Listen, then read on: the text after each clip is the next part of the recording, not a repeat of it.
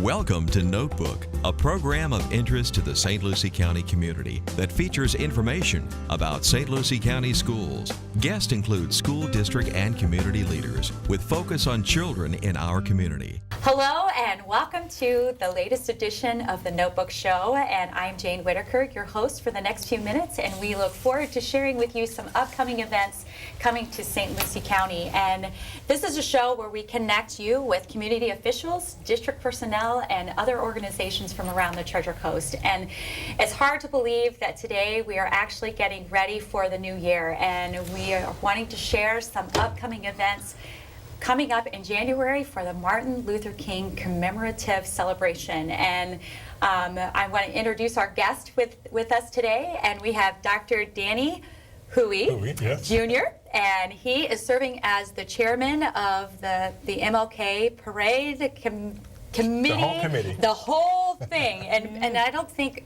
a lot of people realize all the events that lead up to this parade. And I know a lot of people in the community, especially in the school district, are very aware of the parade, and we're going to talk about that a little bit because that's kind of the big piece at the end of the week. But a lot of people may not be aware of all the events that happen prior to that, and that's what this show is going to be about today, and we're going to talk about that. And then next to him is our good friend, Miss Dianne Williams-Johnson, and thanks for being back with us again. Thank you. She serves as the second vice president of the committee, and I know you both have been very busy over the past few months getting ready for this, and it's really hard to believe we're at the holiday season already and getting ready. I mean, before we know it, 2019 is going to be here, and we know, you know, when we think of January, we always, especially in the school district, we think of Martin Luther King because that's the time that we celebrate his life and what he's done for our nation, and to remember him and just to keep his memory alive with our students and families around this area. And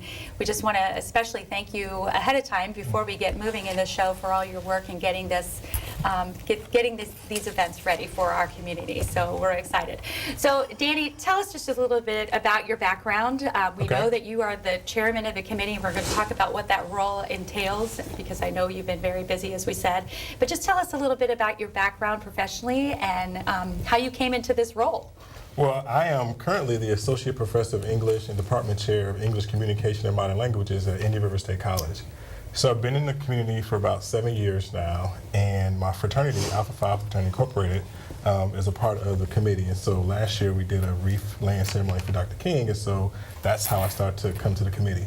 Very good. Yes. How about that? And I'll have to ask my kids. They may have had you as a professor, so I'll have to ask them, okay, who did you have as your English language arts professor? Very cool. That's awesome. And then Dianne, just talk to us a little bit about your job is very unique in being a transition specialist. And but talk to us a little bit about your background. You've been in St. Lucie County for a very long time, and then but also share with us what your role is in St. Lucie Public Schools. Okay, my role in St. Lucie Public Schools, I am currently the transition specialist for St. Lucie County Public Schools. My role is I track students that are returning home from juvenile justice programs, and it's like their voice, their motivation to track them by checking their attendance, their discipline, making home visits, school visits, and doing whatever I can do with all stakeholders to make sure that the students are successful after they return home. And you do a phenomenal job with that, and I know that's a big lift. But and I remember when we were at the old district office, you were just around the corner from me, so I would see you at work a lot. And I also had the privilege of working with your sister for many years. So at Village Green, lots of great memories. So we go way back. We go way back. So yeah, lots of years. Well, tell us a little bit about your role as the chairman. You know, we know that you oversee a lot of events, but there's so much more to that. So just share with us a little bit about your roles as you have come into this as the committee chairman. I think for me this year, I think I've been a motivator. I have a lot of energy, so when we're in the meetings, I'm trying to energize everyone to understand our role and what we're supposed to do for our community. So I think I'm also helping us reshape our community a little bit. So we all have a vision, and I'm that person who's driving that vision. I have great folks like Dianne behind me who's helping. So I think my job is to, of course, make sure our programs are ready, but also to motivate us and to keep us going, to ensure that we're doing exactly what we say we're supposed to do. Awesome. And Dianne, how about you as the second vice president? As the second vice, I support the chairperson. and now, do what he guides me to do.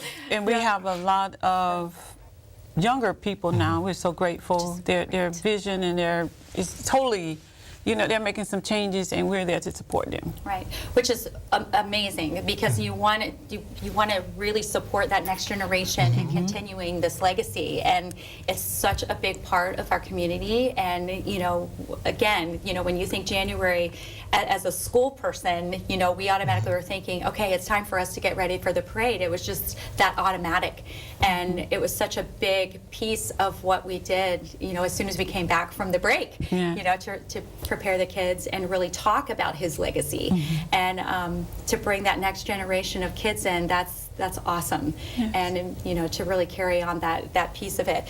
So each year, I know there's a theme that's selected, and we always get excited when we hear that theme, because then everybody, especially at the school sites, are always thinking about, okay, how do we want to depict this on, because of our floats. Every school has a float. We're going to talk about that here in just a little bit. But that's the first thing that we wait to hear about, because that gets our creative sides working on how we really want to share what you guys have selected as the theme. So talk to us a little bit about that. Well, we had a lot of discussion and voting, and we came in with the theme is a legacy of justice, peace, and equality. Ooh, and I think we agreed on this, and you can back me up, because it embodies who Dr. King was, but I think it also speaks to where we are right now as a society, and trying to ensure that these things are happening in our community. So I think that's one of the main reasons why we picked this theme. Good. Yes. Good. Is it fairly easy, like when you're sitting in the committee and you're selecting the theme, I'm sure there's a lot of dialogue and a lot of ideas, and then everyone votes on it, I'm guessing? Is that kind of how it works? Yes. Yeah. We discuss it, we break it down, your rationale behind that theme, how does it play a part, and we talk about past themes, and some themes may be kind of close to the thing we had 2 years ago, so we keep record. Right. And so then we vote on it. Yeah. We vote on it. And we vote on the theme. Perfect. And just the justice and the peace and the equality, it really does. It really reflects who he was and who he is. And it really, as the kids are learning about his life and learning, all about that legacy piece, you guys have really selected one that has really culminated a little bit of everything about him and what he stood for.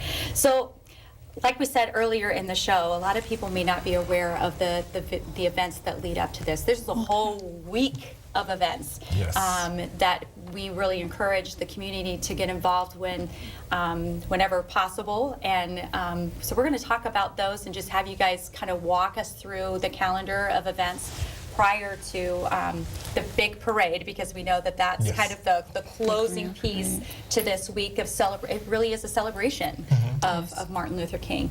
So Dianne, we're going to have you start us off and kind of work us through the calendar of events, and maybe just give us a little synopsis of each one, and especially maybe who they can contact, because that's always a big piece. Okay, well, starting off, we have the Week of Kindness. The Week of Kindness is sponsored by the ladies of the Treasure Coast chapter of the Charmettes Incorporated. And it started many years ago, by Mr. Herbert Finn. He was one of our past commissioners, and he was a member of Alpha Phi Alpha Fraternity Incorporated as well.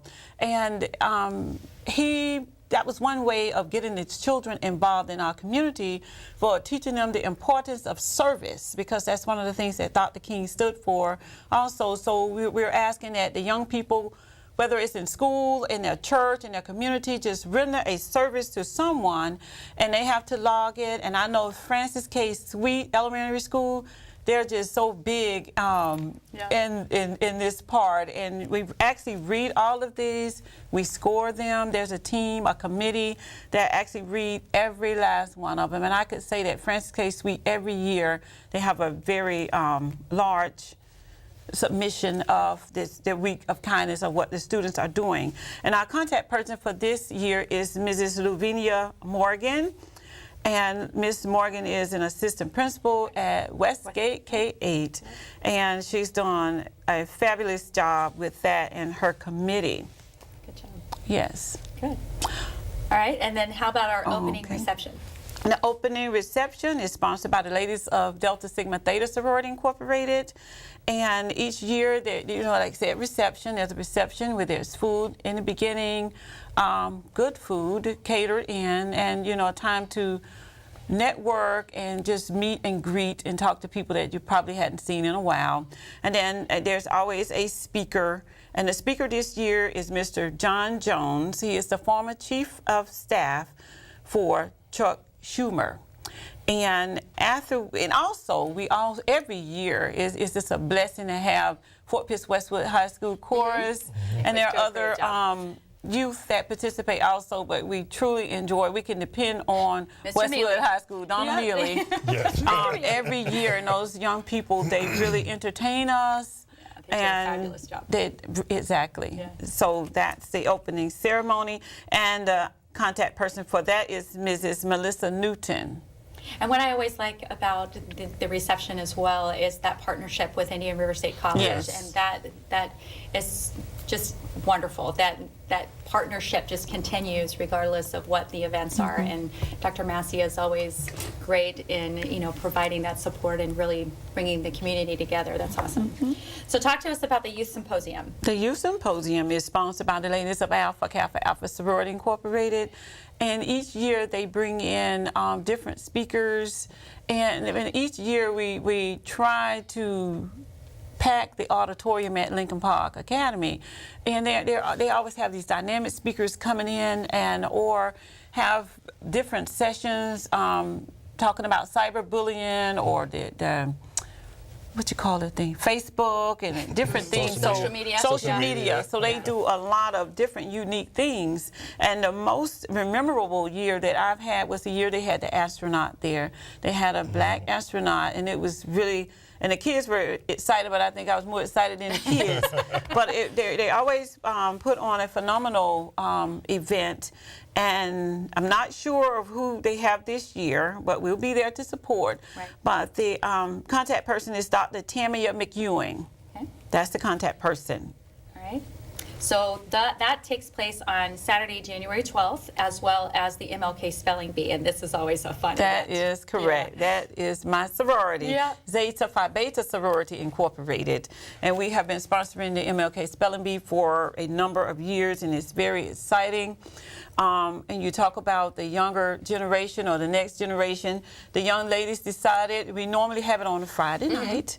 These young ladies decided to just do like a whole day for the youth, and they decided to move it. Last year was the first time that it was held during the day at Lincoln Park Academy, and of course it was very successful. Sure. We have students from the 4th and 5th grade from St. Lucie County schools only. Because the event, I said it like that because the event is so huge. Sometimes we have people from other counties trying to participate. And so it's just strictly for our students. And each year we have at least 50 students plus. And one year we had like 19 rounds. We have some smart 4th and 5th grade students. They are great spellers. We look forward to it as well. The parents are more excited than the kids. And this year, the chairperson is Catherine Christopher. She is a teacher at White City Elementary. And also her co-chair is Easter Weathers, and she's a teacher at Westgate K-8. So we're all over the place. We're working hard, and this is a great event. It really is, and it's really fun to see the kids come together, and it really is a fun event. And we always ensure that they're all winners. We're going to have a first, a second, and a third place, but they're all great spellers. They're all winners. Yeah, and you're always that anticipation of that little bell going off. And, but the kids always do such a great job, and that was always a lot of fun to be a part of. So talk to us, Danny, a little bit about the MLK Adult Spelling Bee. Well, this is where the grown-ups get to have fun as well. So the Lincoln Park Young Professionals, which is a new group that's forming or has been formed in St. Lucie County, they're going to host the adult spelling bee, and it will also take place at Lincoln Park Academy in the evening. So it should be a lot of fun. There's a little pressure on the adults with well, we can't compete because we're on a committee, but they have to show up, right? Yeah. And then on Sunday the 13th, we will have our interfaith service. I'm sorry, let me back up. Cleta Scott is the contact person for the adult spelling bee. Right. But on the 13th, we will have our MLK interfaith service, and we're a service for not in all denominations to come and to talk about Dr. King, and the sponsor is Dr. Kenny Mills, who is the chairperson for that. Okay. And then at Monday, we're going to start with our Candlelight Unity March, and we're going to start at the Historical Lincoln Theater, and that's hosted by the men of Phi Beta Sigma. And we're going to march to Mount Olive Baptist Church, where we'll have the opening ceremony by the NAACP. And the sponsor for that, or chairperson, is Miss Betty Barnes. And then on Saturday, the ladies of Sigma Gamma Rho Sorority Incorporated will host the awards breakfast. And so what happens there is folks in the community they're going to give awards to. And we usually have a lot of the youth, particularly from the TRIO programs from Indian River State College, and participate in this event. And so they'll be there. And then on Saturday, that afternoon, my fraternity, Alpha Phi Fraternity Incorporated, we will host our second annual Reef Land ceremony. So last year marked the 50th anniversary of his assassination. And so what we wanted to do was have this ceremony in Dreamland Park to commemorate that. And so it's something that we're trying to continue. So we'll have that. And the contact person for that is Mr. Reginald Floyd. Okay. Very cool. And that was something that I don't really, has that been in the past? No, we used to do another event. Okay, but we changed it because of the significance of, we thought about it, he was 39 years old. And the work that he did, and so we wanted to try to really bring that to the forefront. And I think the Reef Land ceremony, which was really, really great. Very special. Very special. Nice, so. Yeah, good. And then it all culminates to this big day on Monday, January 21st. So talk to us about the Grand Parade. The Grand Parade, yes, the Grand Parade. So all the school systems are actually participating, and so we're actually still waiting. We have a deadline January 11th.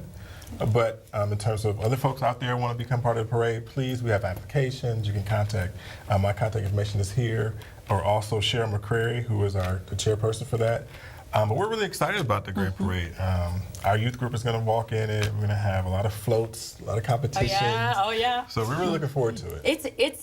It really is a big event, and I know we talked about this the last time we saw you, but the schools, as soon as they get their paperwork, I mean, they are putting it in as soon as they can. Calling for it. Oh, absolutely. Yes. And it's competitive. I mean, they really want to be in first place. They want to hear that first place award. But the best part of it is getting the kids involved in the piece of it, and having them truly understand the impact that this man had on our nation, and really changing the lives of everyone, and still to this day, his impact. And having the kids being able to experience that and have a better understanding, through their participation in getting ready for the parade, and just really engaging them in the events is really special. And that I miss that little piece, because not being at a school base any longer, you don't get to you don't get to participate in that. But being a music teacher for many years, I got to participate either teaching a song that the kids could sing on the float, or actually helping with getting the floats ready, and that was always fun, and the kids really enjoy that a lot. So I know you mentioned that it's open to anyone who wants to be a participant in the float or in the parade. Is there a cost to that? Talk to us a little bit about that, how they would go about, if there were churches that were interested, or other organizations that might want to be a part of that. How would they go about to do that? Well, there is an application that must be mailed in. Miss McCrary don't play with that, because she want to be fair, and she don't want she want to be fair. Right. And the cost is $25, and I think the schools have it down packed. We're grateful for all of our schools that participate. The ROTC. The bands, the cheerleaders, everybody is a part. And I think for each additional entry per school, I think it's like $5. $5. It's $5 additional, say $5 for ROTC, you know, Right. and then you submit, but they're all taken care of. We welcome the churches, civic organizations, sororities, fraternities, churches, but we get an overwhelming array of support from our community every year, and we are grateful. Absolutely. We are so grateful. And all the events that you talked about earlier, everything is open to the public, correct? Everything is open to the public, and the only paid event is the breakfast. The award breakfast. Okay. The awards breakfast. We want to ensure that people are aware Yes. of that Yes. piece of it. And it's a beautiful, beautiful time on a Saturday morning. So, kind of hopping back to the parade really quick too. There's criteria that you are expected to follow with the parade floats, and in order for those to be judged, we have a committee of judges, correct? Yes. Talk to us a little bit about those expectations. What are they looking for as guidelines? They're looking the parade? for creativity, originality, Performance yes. aspects. Right, Yeah. right? yeah. Yeah. So maybe like, you know, like the 4 basic, and there's a time limit. I think they have like, when they get in front of the judges, they have like 3 minutes, and that's where they get the, you know, to kind of show off a little their bit, yeah, talent show their and talent. do something special in Right. front of the judges. So yes. And that whatever it is truly supports what the theme Yes. of Has to support the course. theme. of the Yes. right? Yeah, Yes. which is awesome. So there's a little pressure on that, but it's so much fun. And I remember going past the judges, and it was just like the kids would just turn on. Yes. So Yes. it's just it's a great time for the community to come And they're together. excited. They understand the purpose, and they just want to display their talents do. in a proud moment. It I really would say. is. Yes. It really is. Yes. So a huge role within this event is to be the Grand Marshal. Yes. And are you allowed to reveal to us who the Grand Marshal is? Can I, Mr. Chairperson? Oh, you want to do it? You can, Pam. I can. Our Grand Marshals for this year is Mrs. Gloria Johnson Scott and Mrs. Queen Townsend. Oh. They're both retired educators, Yeah. and they have both done great things in our community, have been pillars in our community. Very supportive. I remember Miss Gloria Johnson at the time. She would give us rides home from band practice in the afternoon. that So right? these ladies have played a part in all of our lives. Right, and have a legacy all Yes, of their own. great women And that really within our represent community. what he stood for. Yes. Yeah. And it's also the first time that we've had Two women. Two women. I was just Grand going to ask you. Marshals. Yeah. So that was important to me. Yeah, So and even that though I was didn't a- get a vote, I still. That was a discussion. I really wanted And- to emphasize that, because I think the Black women in our community have done wonderful things Absolutely. for us, and they do. They embody what Dr. King was about. So I was really excited Right. about that. Good. Good. That's awesome. Well, what a lot of people may not know is that money raised through the various events provide scholarships for For our students. high school students, Right, yes. for our high school students. And something that you shared before we started the show was the fact that no one applied last year for those scholarships, and there's money available. And we really want to emphasize that there is money here to assist students with their education. And Yes. we really want to put it out there for viewers, as they're listening, just to be aware that there are opportunities for scholarship assistance, and how would they go about, applying for this. And we want to make sure that the community is aware of it. We are on the Education Foundation through the St. Lucie County Public Schools, and all they have to do is go to the St. Lucie County Public Schools, click on Education Foundation, click on scholarships, and there are so many scholarships there. We are listed there. Right. Last year we didn't have not one student apply, and we are prepared each year to give 8, how many high schools do we have? The number of high schools in St. Lucie County, $100 to a student at each one of those schools. Right. Right. So So we really want to encourage people, if you're listening or you know someone that's getting ready to graduate and could use that extra assistance, be Yes. sure and check that out on our foundation page on the website. Or if you have questions, they could always contact us, and we Yes. can direct them to the right direction. So we want to go back and just kind of hit the dates one more time. Just I want to reiterate just to make sure that everybody gets these dates in their minds and what's available. So we just want to hit on these really quickly.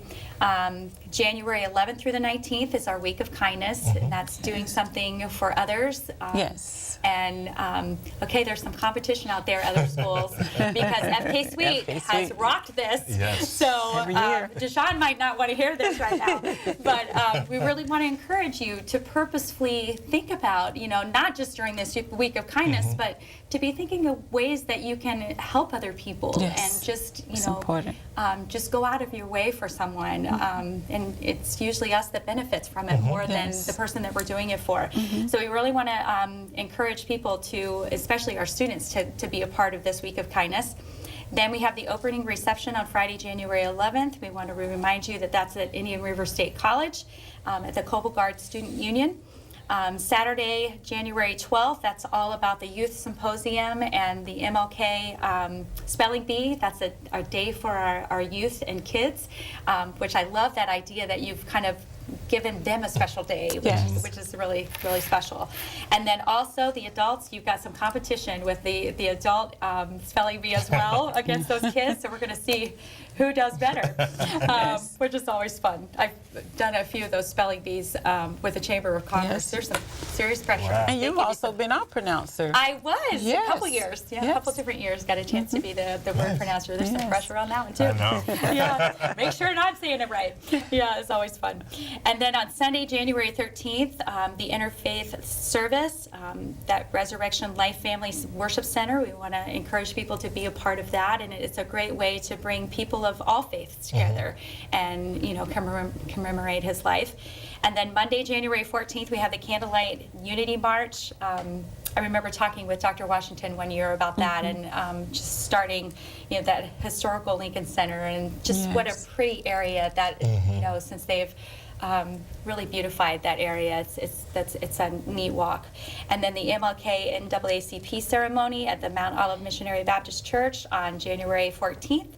And then the awards breakfast on Saturday, January 19th, along with the wreath laying ceremony that they'll be doing at the Dreamland Park South on South 25th Street. And we want to encourage you to be a part of this. And then finally, on Monday, January 21st, is our grand parade. And we just encourage people to come out and be a part of it. It's so much fun to just bring the community together and to see our roads just lined with people for several miles. And just to be a part of that is a great experience for everybody along St. Lucie County, along that parade pathway. So we want to thank you both for being here today and sharing with us about all of the events, leading up to his birthday, January 21st, and just thank you for all your work. And this is a huge undertaking, and to be able to bring the whole community together to really unify that piece that you were just talking about is, and really commemorating the legacy of justice, peace, and equality across our community. We really appreciate all that you're doing as part of that. Thank you for having us. Yeah, thanks. Thank you.